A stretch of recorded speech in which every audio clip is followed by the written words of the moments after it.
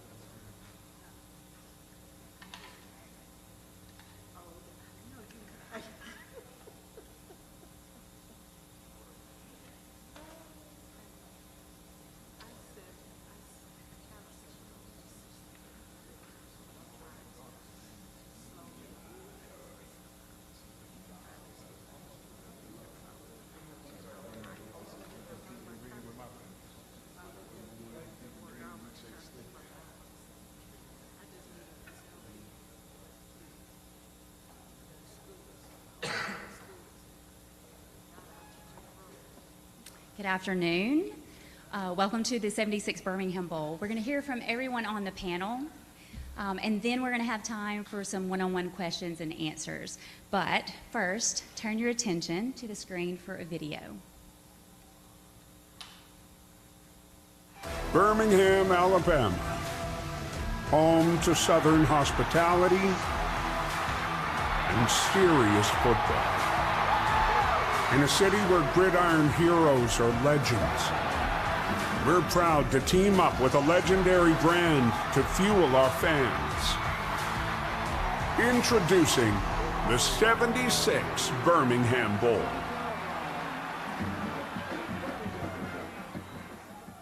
And that's who we are. Glad to have you here today to hear from these guys and learn a little bit about our game. But we are the 76 Birmingham Bowl. We're very pleased with our recent announcement of our new relationship with Motiva and the 76 brand, a very iconic brand. The representatives from 76 were unable to attend today, but they will be here during Bowl Week and they'll be involved with our game. Also want to recognize MedJet for being the presenting sponsor of today's event. Bill Miller is here back in the back. And so we certainly appreciate what all you guys do for the game and the support that you have given us over the years. This is the 17th 76 Birmingham Bowl. It kicks off at 11 a.m. On Saturday, December the 23rd at Protective Stadium, which is just next door. This will be the first time we've ever been televised on ABC. It's our first network game for the bowl, so we're excited about that. The matchup is the Troy Trojans from the Sun Belt, 11-2. Coach John Sumrall, finalist for the Eddie Robinson Coach of the Year in 2022 and again this year. And the Duke Blue Devils from the ACC, 7-5. Trooper Taylor's interim coach. Glad to have you guys in, and coaches, welcome to Birmingham. Our theme you'll see throughout the week, guys. Southern Hospitality Serious Football. So I say this every year, so some of the guys that attend every year get tired of hearing me say this, but so we're going to make sure you guys have plenty of time for meetings and practices, because we know you've got a mission. You're here to win a football game.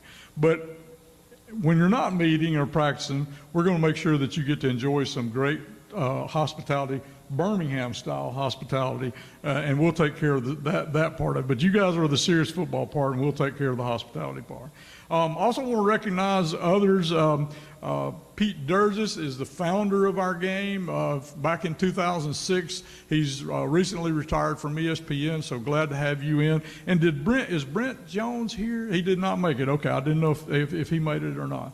And then our bowl staff, very briefly, you'll see these folks all week. Missy Beatrice is somewhere here in the back. She's been a member of the bowl staff for 17 years. Becky Reese has joined us a couple of years ago. She's here. Trey Jacka, I saw him over there. Bill Miller and Heather Jeffcoat are on our media team, so you guys will really see a lot of those guys. We're very proud of our accomplishments in our first 17 years. We in 2021, our first game at Protective Stadium, we had the first and only sellout of a sporting event at Protective Stadium. Now Garth Brooks came in, cheated, put some chairs on the field, and had 50,000 people there. But we still hold the record for an athletic event there.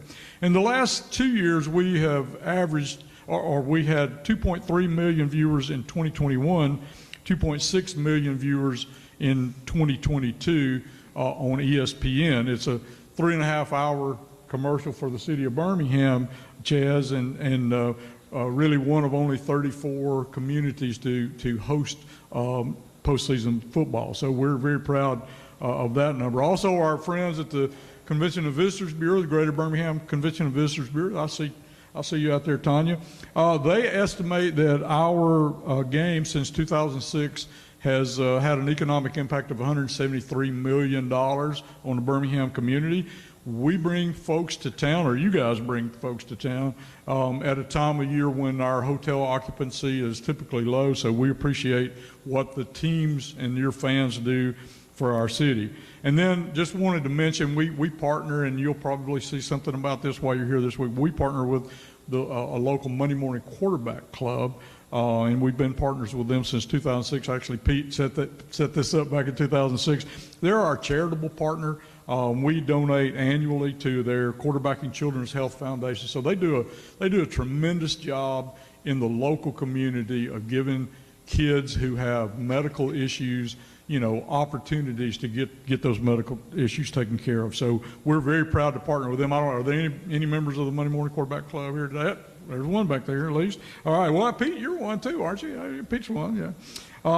And then we want to thank the city for your support. Since we first announced this game in 2006, you guys have been behind us. City Council is very supportive. Mayor Woodfin, his staff, which you're a part of, we appreciate your support. Mayor Woodfin, unfortunately, is not here today. He had a prior commitment, but I do want to, at this time, introduce Chaz Mitchell, the Chief of Operations for the city, to say a few words to you.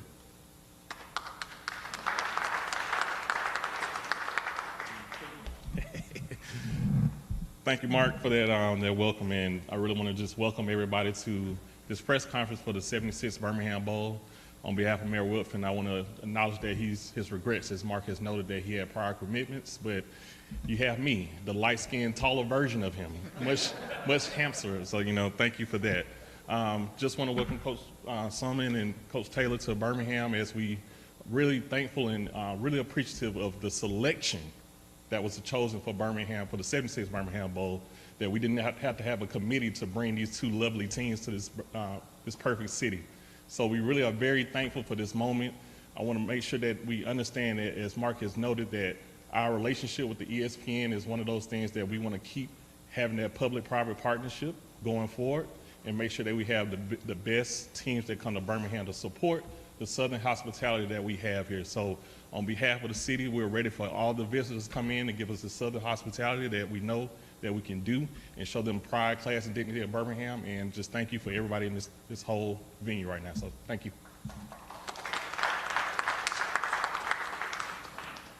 Thank you, Chaz. Appreciate you. So this is the part you're here for. This first team that I'm going to introduce is 23-4 over the past 2 seasons, back-to-back Sun Belt champions. We're in the Cure Bowl this time last year, and this is their first time in the 76 Birmingham Bowl. Please welcome Coach John Summerall. Thank you all. Thanks for covering this event. Really grateful to represent our university and our conference here in Birmingham. It's an honor and a privilege to play a bowl game in our home state. We'd like to thank the bowl committee, the city of Birmingham, the sponsors that helped put this on, so our players can have a first-class experience. That's what this is about to some degree. It's about our players and their opportunity to be rewarded for a tremendous season, our players and Duke's players. But really exciting for our program and university to be able to represent Troy here at home in Birmingham. I think we should have Trojan Nation out in full force.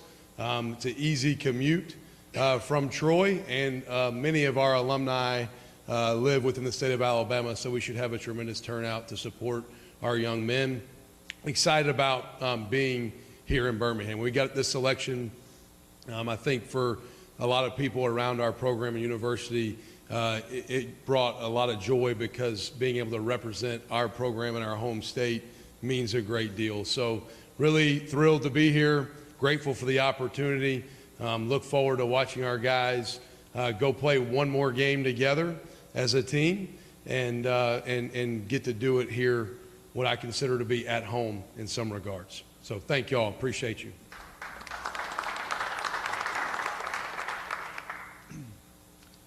Okay, so the other team, which you figured out who that is by now, this is actually their second time in Birmingham for a bowl game. How many people were at the 1989 All-American Bowl? I see one. I knew Pete would raise that. There's another one. I got 4 or 5 hands. Okay, the 1989 All-American Bowl versus Texas Tech. We have several people that were actually here. Coach Taylor, you're also familiar with the state of Alabama, having spent 3 years as an assistant at Auburn, so we're proud to have you back in Birmingham. Please welcome. Thank you very much. I appreciate it. Thank you. I appreciate the introduction. Thank you, guys. We're definitely excited. I also would like to thank all the bowl sponsors that are putting this on, and excited about being back in the city of Birmingham. I was talking to a group over the side, and I said, yeah, I learned about 280 when I had to recruit here, that it is a parking lot at times. I hear people talking about New York traffic, but if you get there at 5 o'clock, y'all know it's a parking lot. So, but we are excited about that, and there's no substitute for experience. And I had great experiences in recruiting this area, and I had great experiences, obviously, coaching at the University of Auburn when I was here. But this is about Duke University and the Troy Trojans, and having an opportunity to come and play a team of that caliber that has won back-to-back conferences, championships. We're excited. Our guys are excited too to be rewarded with a bowl game as well. They put in a lot of hard work. You guys know we went through a transition where our head coach left, and so they named me their interim coach, and I don't take that title lightly. Those guys are my family, and we get one more chance as a family to come to Birmingham and put Duke on display. And we have 32 seniors, 32, that are going to play their last game. And I can't tell you how excited I am to watch those guys come down and show you guys exactly what Duke football is about and what we stand for. And obviously, our conference, we're proud to represent it, but it is really, like Coach said, it's about the players. And I also say our staff. Our staff spends a lot of time away from their families. They sacrifice a lot. And I don't know what we're going to have at that hotel, but we're going to have a room set up for those kids and the families. You can bet that. We're going to make sure that they have a great time. So put that one on the list. So we're on the same. But they deserve that because, again, I have 2 kids of my own, and I know what it is to be a coach's kid. So we are excited about the opportunity. We're looking forward to that. And, guys, I can't tell you how excited it'll be for our fans to come down and be a part of this and see what Birmingham, and you know I love hearing that Southern hospitality. Everybody don't understand that. I'm a kid from Cuero, Texas. So I know what grandma's rule is, and I know what yes ma'am and no ma'am means, and I cannot wait. And I know what good barbecue tastes like. So Mayor, I heard you said you was taking me out in Hoover for some barbecue. I'm gonna have the taste buds ready because I know what a little bit about barbecue. So thank you guys very much. Looking forward to a heck of a game between 2 really good football teams. And so again, thank you guys for having us.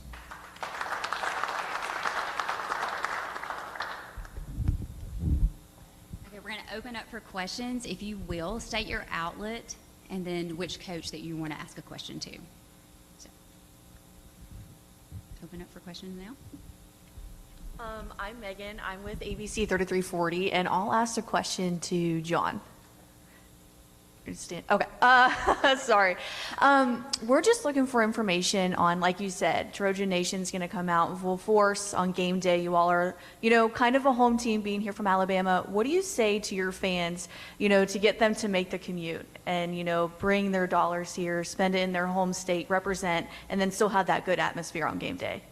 Well, I like for it to be almost like a home game, with us being 2 hours from Troy and having so many alumni within the state, and I have zero doubt, I got a lot of confidence our fan base will show up and be very impressive and dive into being in the city of Birmingham for a couple of days and spending a lot of time here, and probably some money too. But I really think they'll show up to support our team. They have all year. We've had great home attendance this season, and I think this will be no different playing within the state of Alabama. I think our fans will show up in full force.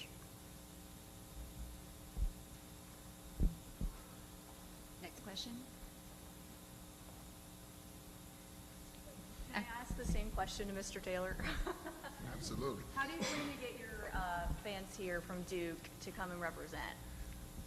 Duke's a special place for special people, and they understand the standard of what Duke stands for, and they are excited about where our football program started and where it's at and where it's going. So the other thing that I'm going to let them know is we're staying in the hotel closest to the mall. What we talk about. Made it hard on me in Christmas, but I can promise you we're going to talk about just the idea of them coming and supporting those seniors. It's been amazing how they showed up for our players from the beginning of the season to the end on senior day. Thanksgiving, they were there. And so I'm excited about that. And I'll tell you, Coach is right. When I played at Arkansas State, we had to come play them, and their fans were rowdy. Let me just tell you, they were rowdy. And I wouldn't expect anything less than their very best because of what their team has done, and I put the same expectations on Duke University. They're going to show up. They'll show up just to see a great game and then to see those 32 seniors that I've been bragging about, because Coach will tell you, the players make all the difference in the world. I mean, that's the bottom line. It's about these players and having a chance to let them celebrate all the hard work, all the commitment, everything that they sacrificed and done to be able to play in this bowl game as a reward for those guys. And a lot of people see them on Saturday, but they don't see what they do Monday through Friday. And at Duke, academics, all of that is a major part of that, and just like with Coach's team. So we're excited about it. Those fans will show up. If they don't, I'll definitely send an email out. But I would challenge the Duke fans to show up and show out, and because it's just what we're going to do. So thank you. Any other questions?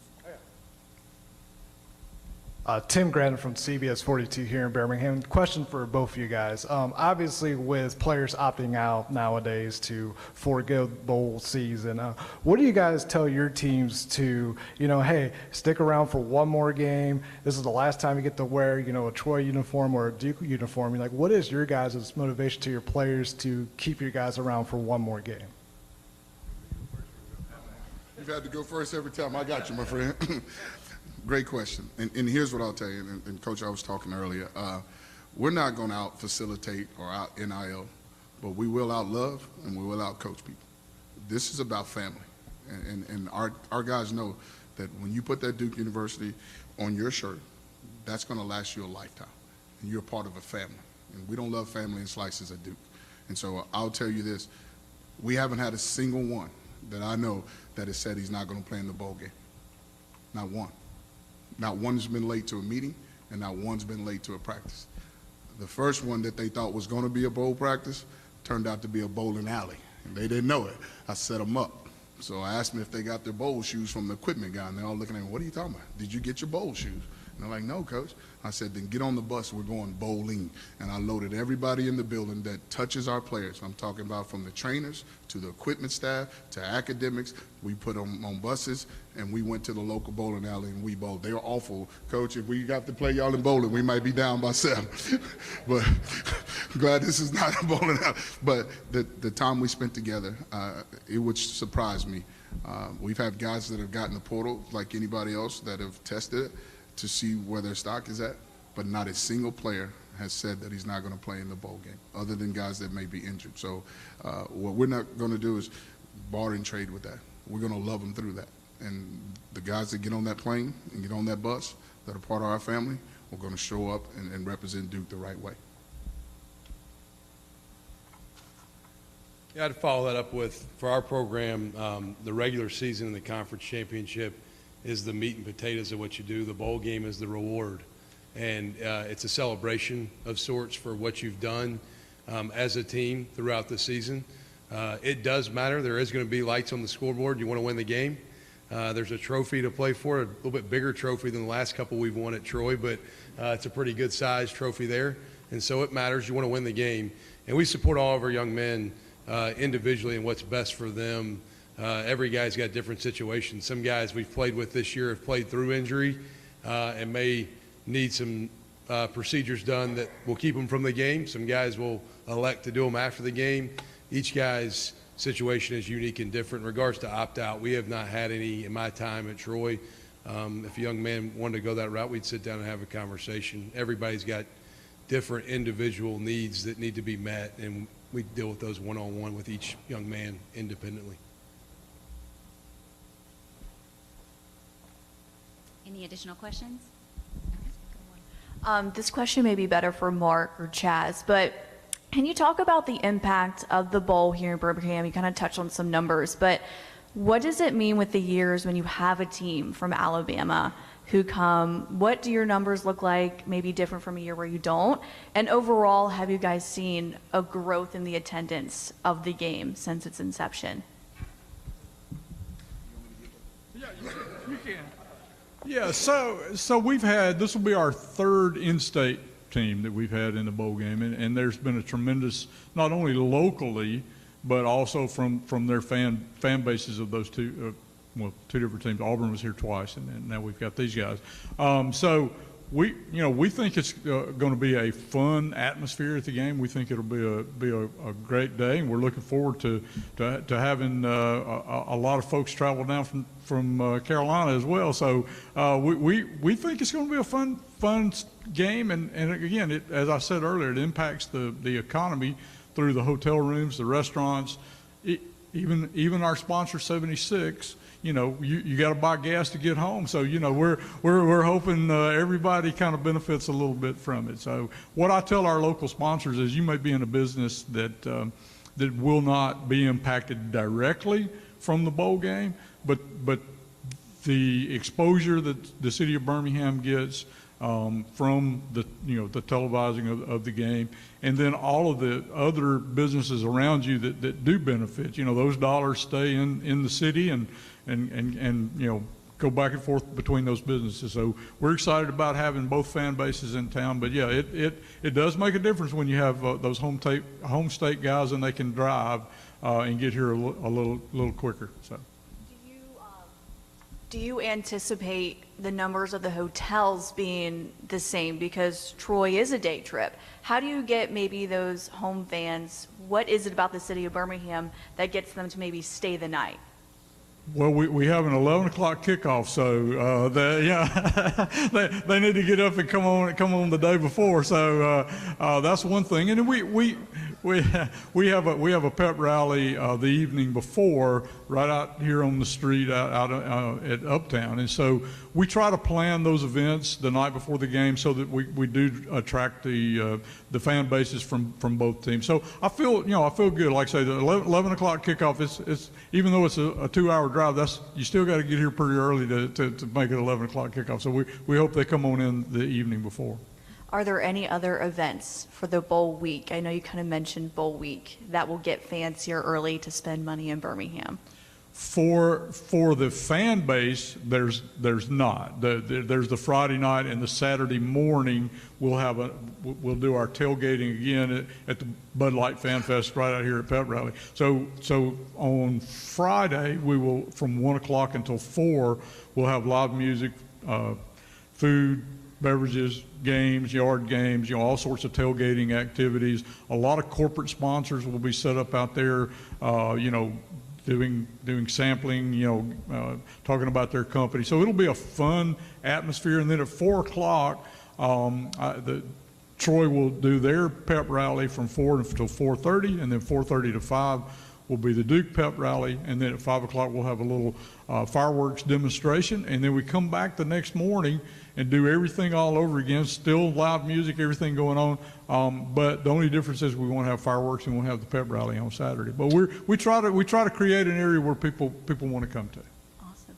My last question, I promise. The growth of the game over the years, do you all see an increase in ticket sales over the last couple of years? Yeah, obviously that a lot of that depends on the matchup, and so sometimes we have more local fans by. Sometimes we have more out-of-state fans by. For instance, the year Ole Miss was in the game, they brought 30,000 people over from Mississippi. So I think it just varies from year to year. But yeah, we feel like the game is growing each year and getting more popular, and as you can see, we have an iconic brand that has lended their name to our bowl. So we think the exposure that we have, and we've got a couple of announcements later this week or next week. We'll have about our radio network and some other things that are going on. So we're excited about this.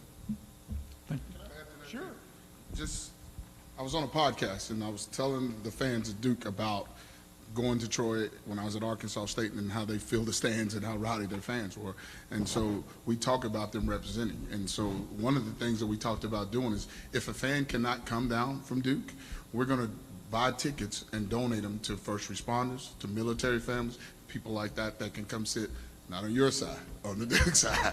I mean, even the trophy looks like you guys. I'm trying to find a way to get a winning edge. You're going to have a home crowd, got the trophy built like you, so at least get fans. But it's really about people and getting young people, whether it's from elementary schools or to love the game of football. And it's a chance for Duke and for Troy to put our schools back on that. But on that podcast, so many of them talked about, if I can't come, what can I do with the tickets? So what we're going to do is be able to donate them to first responders and to military families and things like that. So that's another way that we're going to try to help make sure there are people here and in the stands, because both teams deserve that. Both teams deserve to have people in the stands to watch our kids play at the end of the day. Will Duke University buy the ticket to donate, or will that fan can The donate? fan base was who I was talking to, but I can promise you Duke will be involved in that as well. But it was those were fans that had a chance to come on and ask questions about what they could do and how they could help. And that was something that we just suggested that would obviously really help both teams. And so I'm looking forward to that too. Again, to outnumber them, it's going to take a lot. But I'll also say Duke's an international brand. And I was in Atlanta today, and I can't tell you how many people were Duke fans just walking through the airport. So, and we can get on 20 and get here from there, without a doubt. So they'll show up. They'll show up based off the product and what we're doing, and based off both teams and what both teams represent. Our fan bases ought to be proud of what we put out there, and they should show up. So I'm excited about it. So thank you.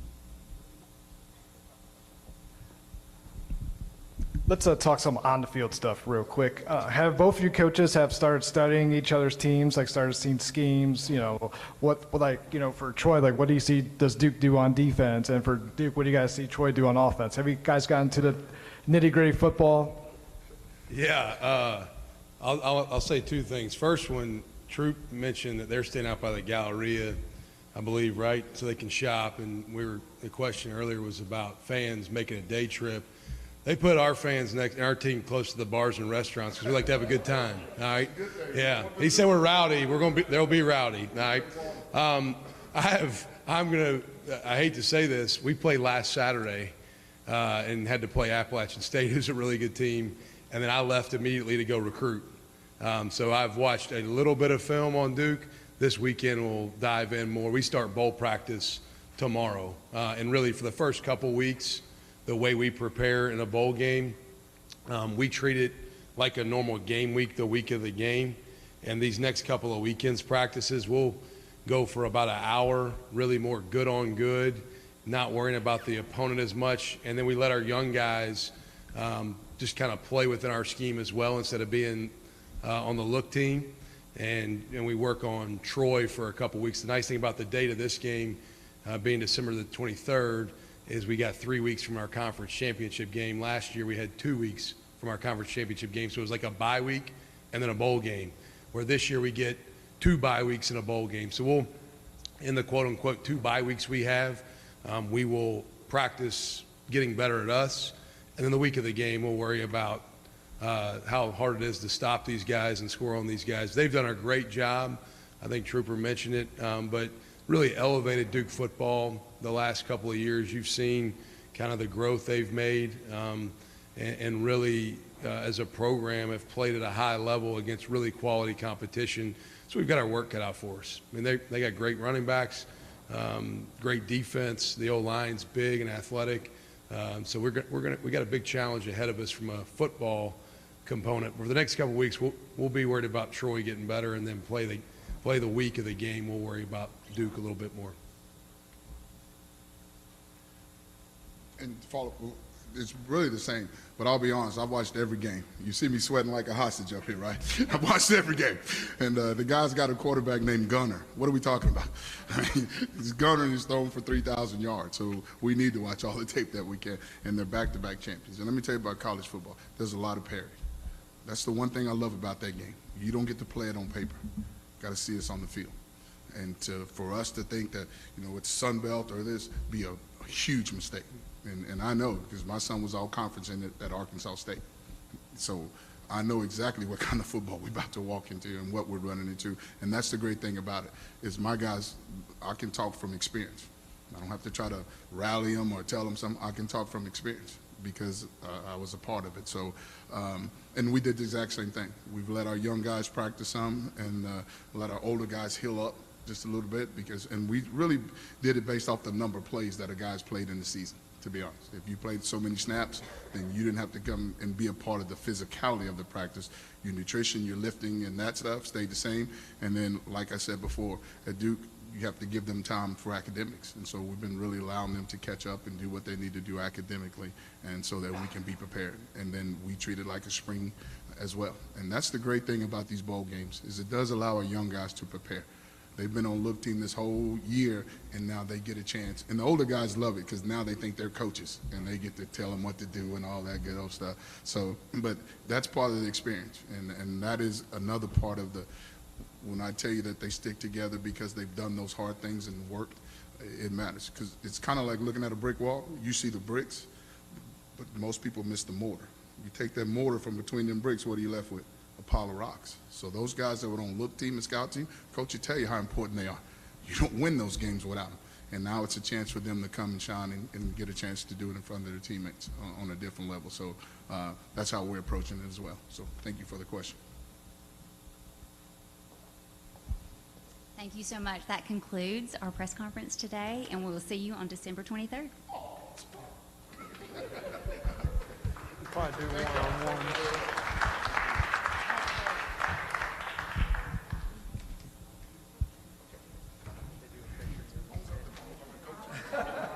Who rigged that? I have to follow behind this guy. Good to see you guys.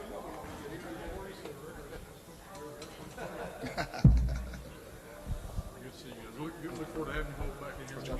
Where you having here? I actually fly back. We have a team meeting tonight. I think they're going to announce who the new coach is. And obviously, I already know. I already know. But I think the whole world does. I already know. No doubt. The way things go down, everybody. Yeah. Absolutely. Yeah. Absolutely. Appreciate it.